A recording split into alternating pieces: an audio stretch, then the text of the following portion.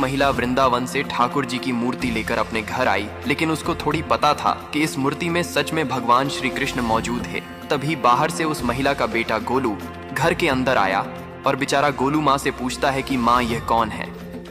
तो गोलू की माँ कहती हैं, बेटा गोलू ये हमारे भगवान हैं। लेकिन ठाकुर जी की मूर्ति घर में आने से गोलू बेचारा हैरान हो गया था, क्योंकि घर में जब भी कोई नई चीज बनती तो सबसे पहले ठाकुर जी को भोग लगता था। पहले ये सब चीजें गोलू को मिलती थी। इससे गोलू ठाकुर जी से बहुत चिढ़ता था और मन ही मन ठाकुर जी को कोसता था। एक दिन गोलू की माँ काम पर जाते समय बोली, बेटा गोलू यमुना जी से मटके में जल भर कर लाना।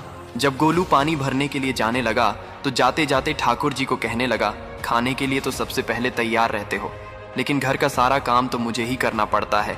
अगर आपको यहाँ रहना है तो काम भी करना पड़ेगा। इतना कहकर गोलू यमुना जी से जल भरने के लिए चल पड़ा। गोलू जब यमुना जी में जल भरने लगा तो उसने देखा कि यमुना जी के अंदर ठाकुर जी भी पानी भर रहे हैं।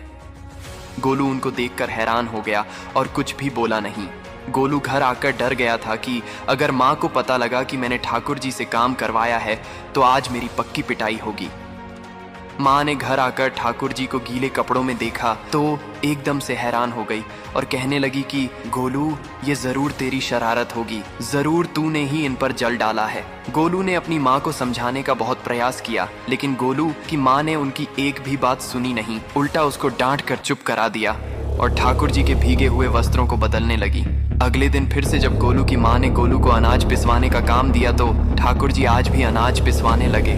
जब गोलू की माँ ने देखा कि ठाकुर जी के वस्त्र के ऊपर सूखा आटा पड़ा है तो माँ ने फिर गोलू को डांटा, गोलू तुझे पता नहीं कि ये हमारे भगवान है और तू भगवान के साथ ऐसी शरारत करता है। आज तूने फिर से ठाकुर जी के ऊपर आटा फेंका, कल तुमने पानी डाला था। तब बेचारा गोलू शपथ लेकर कहने लगा, नहीं माँ मैंने कोई शरारत नहीं की है, ठाकुर जी ने खुद मेरे हाथ से गेहूं का कनस्तर लेकर खुद पिसा था। गोलू की माँ आज बहुत गुस्सा हुई। अगले दिन फिर माँ बोली, बेटा गोलू आज तुम्हारे बाबा बाहर गांव से वापस लौट कर आने वाले हैं, बस आज का ही काम है, तुम जंगल से थोड़ी लड़कियां ले आना।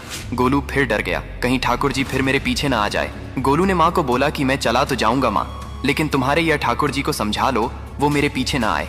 उसकी माँ हंस कर बोली, हाँ हाँ समझा दूंगी, तुम जाओ तो सही। गोलू जल्दी जल्दी लकड़ियां लेने जंगल में चला गया और माँ काम पर चली गई। लेकिन उस दिन माँ काम से जल्दी वापस आ गई और देखा ठाकुर जी की मूर्ति चौकी पर विराजमान नहीं है। वह तो एकदम से घबरा गए कि और मन ही मन सोचने लगी, कहीं यह गोलू की शरारत तो नहीं। वह भागी भागी जंगल की तरफ गई। तभी उसने देखा कि गोलू के साथ एक और इंसान लकड़ियों को लेकर घर आ रहा है। गोलू की माँ ये देखकर हैरान हो गई कि ये तो ठाकुर जी हैं, ये क्या हमारे भगवान हमारा काम कर रहे हैं। इसका अर्थ गोलू ठीक कह रहा था।